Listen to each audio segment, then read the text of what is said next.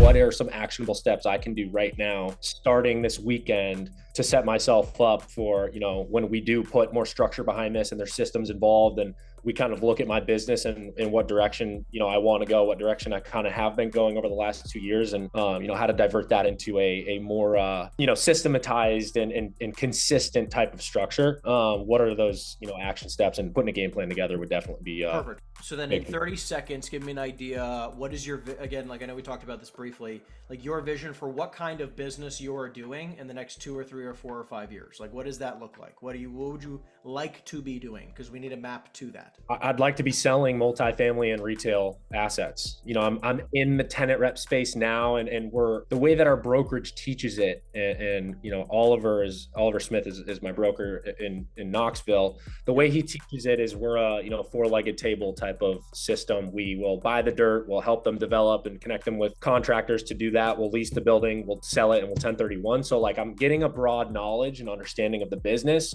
when it comes to and he's done over 500 restaurants, everything from QSR to full service, fine dining.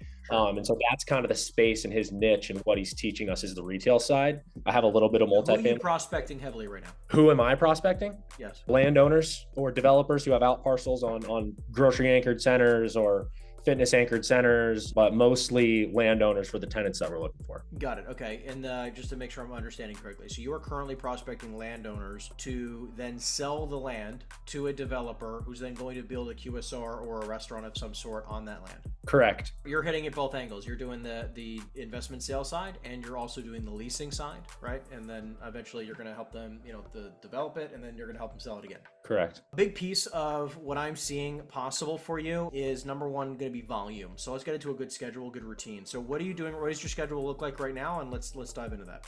So right now it's on my calendar. It is, I have gym in the morning, and then when I start working, it's up like 8 a.m. It's follow up with an update all deals under contract and continuing to move those and make sure that we're hitting deadlines, and making sure that those deals are moving along. 9:30 a.m. I have move anything that I'm working to get towards, LOI or contract, to move that into the contract phase. Anything I need to do to basically get signatures on paper. And then new business is all in the afternoon. New business starts when? New business starts, I have it at 1 p.m. Okay, till when? Until 4 p.m. Okay. And then and then if I have meetings or anything that I need to book out on the free parts of my calendar, those are the times that I allow for lunch meetings, Zoom calls about deals we have. When would you take a meeting? What times? It would be between 10:30 and 1. So whether it be a Zoom between 10:30 and 12 or a lunch meeting that goes an hour, those are typically the times that I'm allowing myself to book meetings with people. All right, I'm going to rip this up a little bit, okay? Okay. I like the 8 a.m. touch points, but I also would tell yourself you have until 9 o'clock now. You have until 9 a.m., maybe even 8:30. You have 30 minutes to move every single deal and get in touch with all deals that need to be moved along for LOIs. Fully respect the hottest stuff should be handled first. Fully respect it, but you don't have till 9:30 in the morning anymore. Or till 10 o'clock or 10:30. You just don't have 3 hours to handle that. Realize that, like, I probably get in maybe 15 to 20 of those really important calls before 9 or 9:30 hits every day, and I still have I have all of my team meetings for about an hour and about hour 30 in the morning, right? So all that's handled, and all my most important calls happen before 9:30 in the morning, because my goal is that I have every one of my guys by 9 o'clock, 9:30 at the absolute latest, is hitting the phones for new prospecting.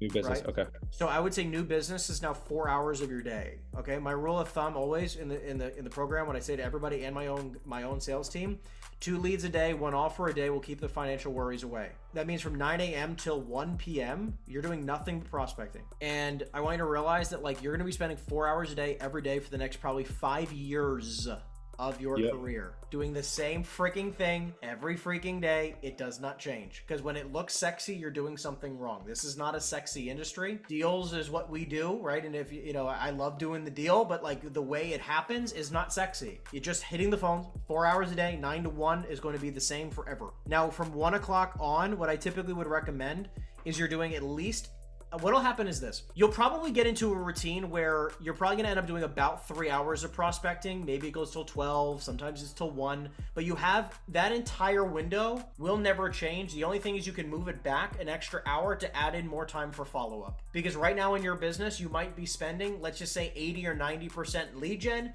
10% follow-up. Eventually, your business will be more like mine, where I'm doing now 20% new lead gen and 80% follow-up. Like, I have 38,000 leads in my system, right? I have a lot of follow-up I have to do. I don't need to, I'm not top heavy, right? I'm now bottom heavy, right? Where now I need to be follow-up very heavy versus the lead gen. Yep, So, and I know, at some point, would love to get to that point. Is that where your team comes in, where they're doing a lot of the heavy lifting on the front end? You're basically, but they're all in their own cycle. You're in your own cycle. So somebody like you will be on the top heavier, right? You're probably gonna have to do 80 or 90% lead gen for the next maybe 2-3 years. And then eventually it'll start shifting. Maybe it's 75-25, 60-40, 50-50, and it slowly shifts. Eventually you get so many leads where, like, at any point in time I'm negotiating 20, 30, or 40 deals, and I have to continue just moving the pipeline along, where, like, I shouldn't be prospecting 80% of the time right now. Right. I just have too much follow-up to do. So that's till 1. After 1 o'clock, the entirety of the rest of your day is now selling, because you're in 2 types of businesses. We're in 2 businesses as a commercial broker. You're in the lead generation and the what business? selling. You offer generation business, right? The selling of the leads, right? You need now offers, okay? Yeah. Lead generation business, offer generation business. That's it. Yeah. That's the only 2 businesses. And obviously, like, for a long time in the real estate agent industry, everyone just says you're in the lead generation business, but no one ever says you're in the offer generation business, because if you don't get offers on what you're generating, you never make any money. Listing brokers. Exactly. Yep. In order to do this, you need offers. Okay. Right? I don't care who they come from. They got to come from somebody, but obviously if you're not listing stuff, then they got to come from you. You're going to spend the entirety of the rest of your day. That's when you go on your meetings. That's when you pitch out deals, right? Like I would even block yourself off till 3 o'clock, right? So from 1 to 3, that's all offer generation. You have 2 more hours now of offer generation. 3 o'clock on, if you want to go, look, if you already generated your 2 leads today and you got 1 offer today, go somewhere else, get out into the world, go network, go meet people, go shake hands, go kiss babies, right? Like whatever it is, go be the mayor of your town. That's fine. You don't do that until you get your job done. Because I have people where they're like at 1 o'clock or, by 1 o'clock, they generated 0 leads. By 3 p.m., they have 0 offers. Why on planet Earth are you going and networking? You got to do your job first. You didn't do your job. Right? Gotcha. It's just like a house cleaner going through a house and not cleaning it. Right? Yeah. Why'd you show up for work today? 2 leads a day, 1 offer a day. That's it. And if it takes you till 9 o'clock at night, I have some of my sales guys, they're at the office until 9 o'clock at night because they're not stopping till they get 2 leads a day, 1 offer a day. Great. Some days you'll have it done by noon. But the days you don't, you just stay until it occurs. And if you do this every day, 5 days a week, I mean, some of my guys do it 7 days a week because they're new and they want to hit the ground running. But you do that 5, 6, 7 days a week for a couple of years straight, it'll be impossible not to crush it. It's just impossible. Especially, and then the key pieces of this also is if you're not generating a lot of leads, you're probably not, number 1, making enough calls. Number 2, you don't have a good enough lead list. And number 3, your scripting sucks. Number 2, on the offer side, if you're not generating any offers, there's only so many reasons why. Number 1, the deal sucks, okay? Which basically means it's overpriced. It's in a terrible location, right? There's something wrong with the deal. Or number 2, the buyer sucks. You're speaking to the wrong person. You're trying to fit a square peg in a round hole. Just doesn't make any sense. You're talking to the wrong type of buyer, right? It's like when you're trying to sell a multifamily guy a retail deal. He's like, well, this deal's too expensive. No, it's a great deal. What are you talking about? Well, you're trying to sell the wrong person the wrong thing. That's the simplicity of this game. What questions do you have around your schedule or the way we're doing business so far? That all makes sense. I'm glad we were restructuring that. Might take some time to get used to it. I definitely am not doing enough volume. Like I can tell you that right now, based on my average sales guy makes 400 to 1,000 calls a day. How are they? I used to work in a call center where I was literally, it was smile, dial, 8 hours, you take your lunch and go home at whenever you're done making your calls. Yep. And I was hit, 100 calls a day, 120, but how the hell are they? We have a dialing service, Mojo. Okay. Gotcha. We use mojosales.com, right? These guys are not hand dialing. Though I'm going to give some credit to some of my guys who've been on with me. My newest guys don't get a dialer. So my newest guys, when they come on board, they don't start with a dialer, and I still have some guys who come on, do 200, 300, 400 hand dials a day. Damn, dude. Right? But because we want to prove themselves. Like, hey, are you seriously up to the task, right? And if you're going to come come in and make 25 calls and go take a lunch break, you're not for us. So again, it's definitely doable, but they have a lead list like that we provide, right? Like, and you can go on Reonomy, pull a lead list. You can go on CoStar, pull a lead list. Moody's, pull a lead list, right? You know, CREsync, pull a lead list. You know, we use Reonomy pretty heavily. You know, we have 3 maxed out accounts. Plus I have a partnership with them, so I pull an insane amount of leads every month. Sure. Okay. Is that where you guys have the most successes with Reonomy? We use CoStar and it's okay. I think it's more of a data company than anything. So look, the short and the long of it is they have pros and cons of both. CoStar, when it comes to phone numbers, might not be the greatest, but the data is 10,000 times better than Reonomy. And it will probably be like that forever. However, Reonomy also, you know, you can only pull so many numbers. CoStar, you can pull 500 at a clip for the rest of your life, right? Like you could do 500 at a clip 17,000 times a day. You know, it has its pros and cons. Like Reonomy, if you only get a normal regular account, it's only 1,000 exports. At a maxed out account, it's 5,000. We have a partnership where we end up pulling 25,000 exports a month. Again, it's pros and cons. For sure.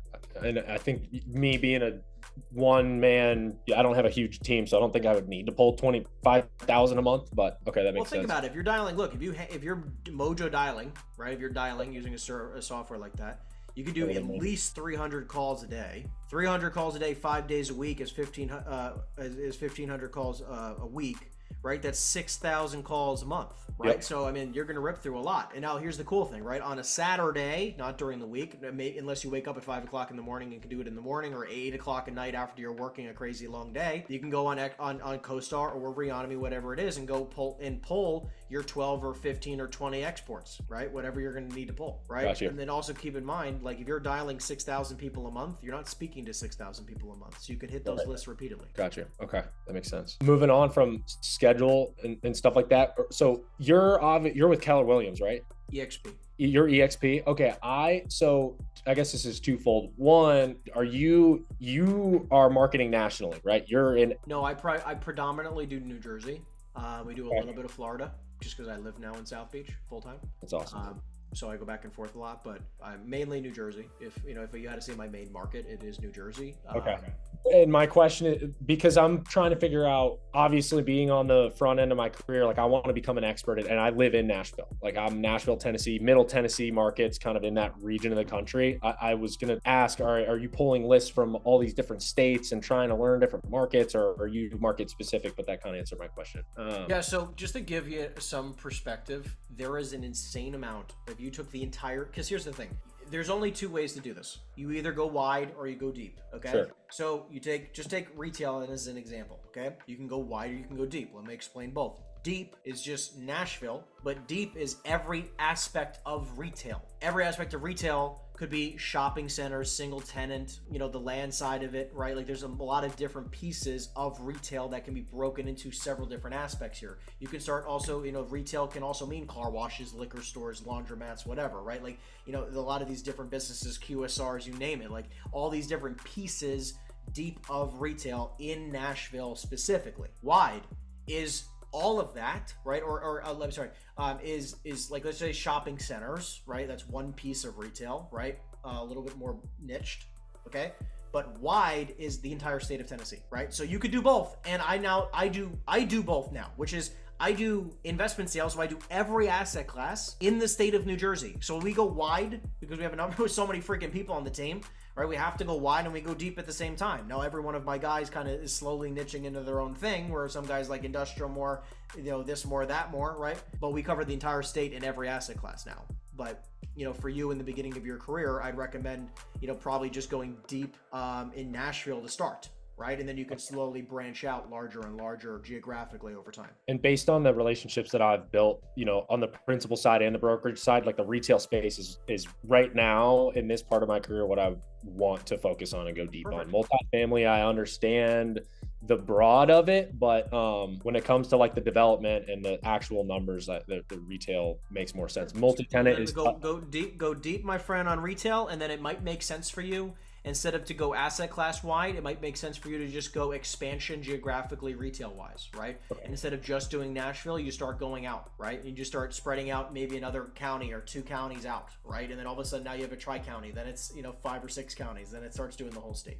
Sure. Okay. Got you. And then in regard to the brokerage that you're with, EXP, So I've been sold multiple times. I've been with boutique brokerages. The two that I've worked for have been, 10 or less agents. And I like that because I feel like I can get access to the broker and I get FaceTime with them. And it's just easier to reach and get get the coaching that I needed as I thought. And I've been sold on like we own this part of the country, like this is our, everyone kind of sells you the dream, right? What is your take on that? I've heard you in some of your Instagram posts and stuff like that say the brokerage you're with doesn't necessarily matter that much. How do you like ESP compared to Keller? What do you think about the boutique brokerage side of things? Does it What's your split? 75-25? When you're starting to make 200-300 a year, 100% on your own, you start not needing your brokerage so much. You stop needing a team aspect. You stop needing the mentorship as much. Now, don't get me wrong. Like, I have some guys who are like, yeah, I make 400 a year, but 400 a year actually comes because my brokerage, my boutique brokerage, gives me a bunch of leads to work, right? And I work those leads. So I'm like, okay. Right. Yeah, so I'm saying like their 400 really isn't 400 if they switched. So they have to stay, right? That makes sense for them. So somebody like myself, where I call myself, I'm an amoeba broker, okay? I can be at any brokerage and do the same exact amount of business where it does not matter to me. I care about my check. How much you might, and I also care about you being left the heck alone, right? Like I like to do my business the way I like doing business. We move very quickly. We do everything by the book, but I'm also an investor, right? So I don't want to be messed with by a boutique brokerage who wants to be in my business all day long. EXP Commercial fits my mold. Now, does it work for everybody? No. Like it's a virtual brokerage. There's nobody in my office next to me, right? I have my own office that I have to pay for and all this other stuff. I pay for all my software. Right, so I get compensated at levels that are insane, in the commercial real estate business. Right, I have a $20,000 cap, so I pay EXP $23,000 a year, but my revenue share is more than my cap, so I'm here for free. Right, I'm actually paid to be here. For me, it makes sense to be here. Right now, being in your shoes, it might make sense to stay where you're at until you're doing 200, 300, 400 a year. Right, give yourself. Hey, how old are you now? 26. 26. Look, dude, I'm 29. Right, like we're young enough. We're like, dude, you can take the next 2 or 3 years. Say by 30, the goal is to be making $500,000 a year consistently, Yeah. and then you can start making some decisions, right? But like the difference in comp is not worth the difference in education right now. You need to focus more on education, which obviously you're doing here. So that makes more sense, right? Just play a longer game for longer term wealth, right? Like, and it sounds like your broker is doing a fantastic job by you, right? And 75-25 is not bad. I made sure to look around and, aside from the income goals that I have, and that's why I am paying for this coaching service, is because one, like I was sold on you based on, the conversation that we had shortly. And then also what I've seen from you online. I resonate with your story a lot. And, I want to get to a point, again, aside from the income goals, to the point where I'm self-sufficient and I'm able to, like you, do what I'm doing wherever I want to do it. I don't want to be stuck to a boutique brokerage. That is a huge goal of mine, is to be able to, branch off if I want to. I don't want to feel like I'm handcuffed to this spot. And like, look, realizing that like by 30 is cool. And maybe you do it by 28. Cool. But like, there's we move by profit. We move by results, right? So once you start hitting these numbers, these figures, these financial numbers, zero debt, ton of cash in the bank, you're in a good place where like now you have power, like you have the choice.